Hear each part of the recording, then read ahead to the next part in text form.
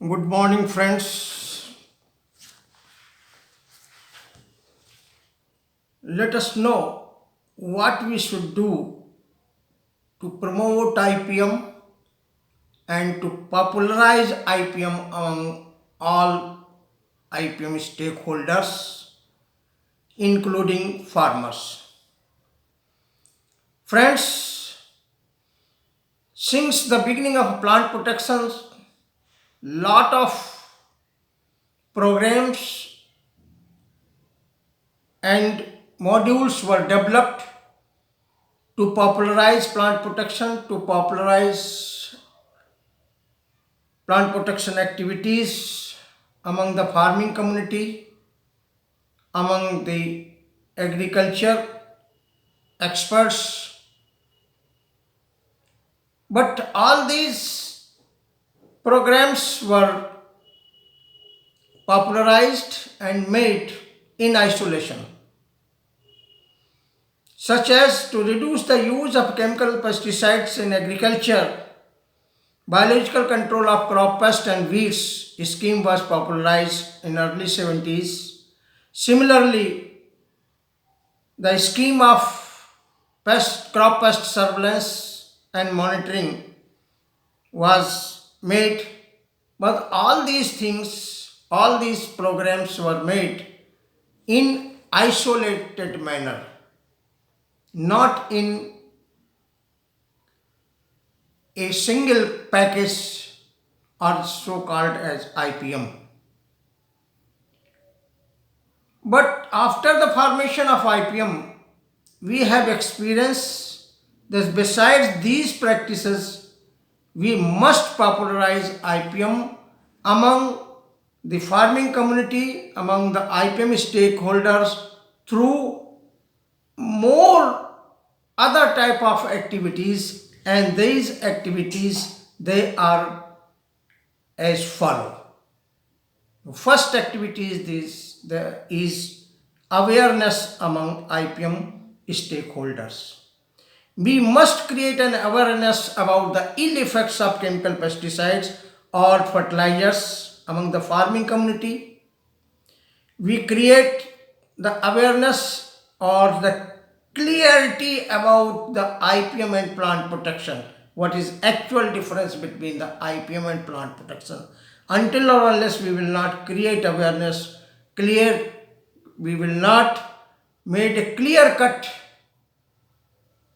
difference or awareness among the farming community and among the scientists or among the IPM stakeholders, we will not get the successful results. To get more and more important results or successful results, we must understand the actual concept of IPM first, and for which we must have a clarity about the IPM and plant protection.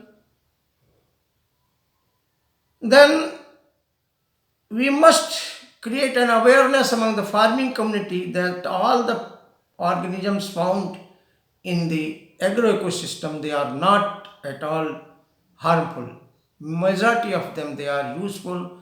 We must create an awareness that beneficials are also found in majority in agroecosystem.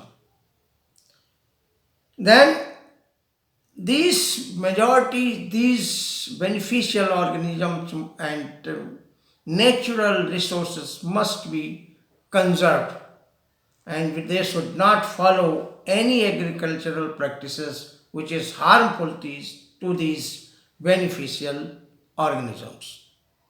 Then the second important thing is empowerment or skill development. To make any person competent to do a particular work is called skill development or empowerment.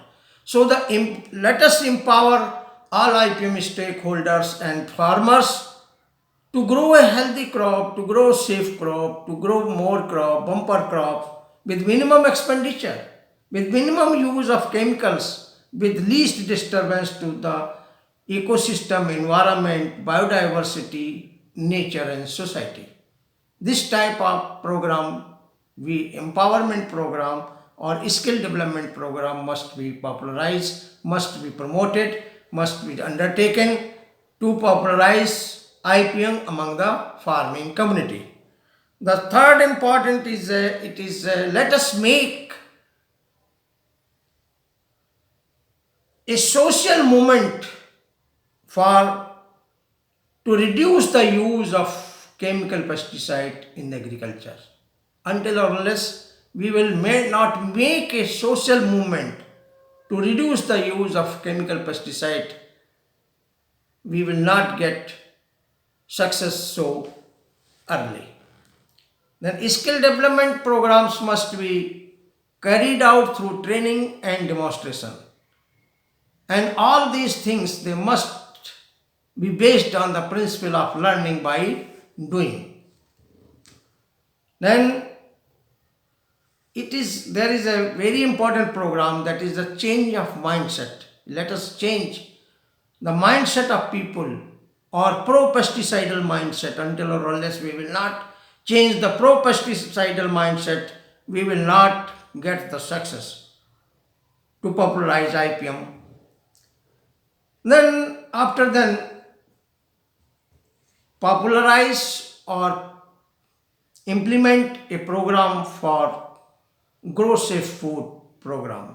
Earlier, when we were in short of food, then government had implemented grow more food programs. So there is a need to implement grow safe food programs. Means that